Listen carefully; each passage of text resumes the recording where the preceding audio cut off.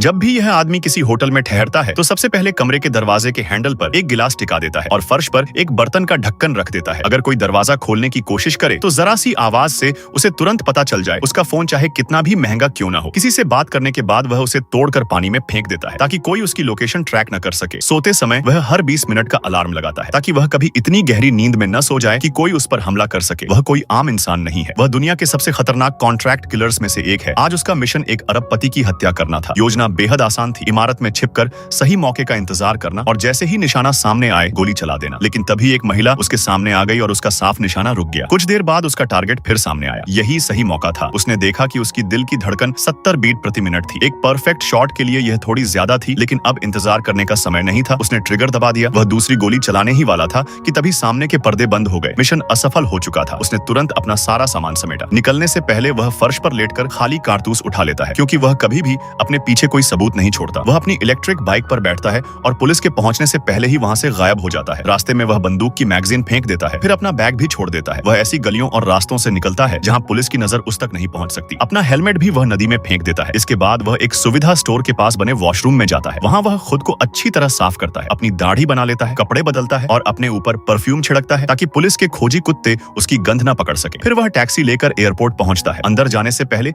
अपनी आखिरी बैकअप पिस्तौल भी कूड़ेदान में फेंक देता है। फिर भी उसका डर खत्म नहीं होता। उसे लगता है कि कहीं पुलिस के कुत्ते उसकी गंध पकड़ ना ले। तभी एक पुलिस डॉग उसकी तरफ देखने लगता है। यह देखकर वह तुरंत लाइन छोड़ देता है और सीधे वॉशरूम चला जाता है। वह अपने हाथ 10 बार धोता है और सफाई करते समय अपनी घड़ी भी फेंक देता है। फर्जी पहचान पत्र की मदद से वह नया टिकट बुक करता है और आखिरकार सुरक्षा जांच पार कर लेता है। वह अपने बॉस को फोन करके बताता है कि मिशन पूरा नहीं हो पाया। बॉस बेहद गुस्से में था, लेकिन उसने सिर्फ इतना कहा, कोई बात नहीं, आगे देखते हैं। कॉल खत्म होते ही वह सिम कार्ड निकालकर पूरी तरह तोड़ देता है। प्लेन में बैठने के बाद भी वह पूरी तरह सतर्क रहता है। उसे महसूस होता है कि एक आदमी लगातार उसे घूर रहा है। वह उसी आदमी को पहले टर्मिनल में और फिर बोर्डिंग गेट पर भी देख चुका था। अब उसे यकीन होने लगा कि कुछ गड़बड़ है। उसने तुरंत फैसला बदला और उस फ्लाइट में सवार नहीं हुआ। उसने एयरपोर्ट के पास एक होटल में रात बिताने का फैसला किया। खाने के लिए उसने स्टेक मंगाया, लेकिन उसे छुआ तक नहीं। जैसे ही वेटर कमरे से बाहर गया, उसने दरवाजा लॉक कर दिया। फिर हमेशा की तरह उसने दरवाजे के हैंडल पर गिलास और नीचे ढक्कन रख दिया ताकि कोई अंदर आने की कोशिश करे तो उसे तुरंत पता चल जाए। सुरक्षा के लिए उसने स्टेक काटने वाला चाकू भी अपने पास रख लिया। रात बिना किसी परेशानी के गुजर गई। सुबह उठकर उसने हर चीज को ध्यान से जांचा। जब उसे कोई खतरा महसूस नहीं हुआ तो वह होटल से निकल गया। कुछ समय बाद उसने दूसरी फ्लाइट पकड़ी और बिना किसी परेशानी के अपने शहर पहुंच गया। वह अपनी पिकअप ट्रक में बैठकर घर की ओर चल पड़ा। रास्ते में उसने कई बार अपना रास्ता बदला ताकि पूरी तरह यकीन हो जाए कि कोई उसका पीछा नहीं कर रहा। आखिरकार वह अपने गुप्त ठिकाने पर पहुंच गया, लेकिन जैसे ही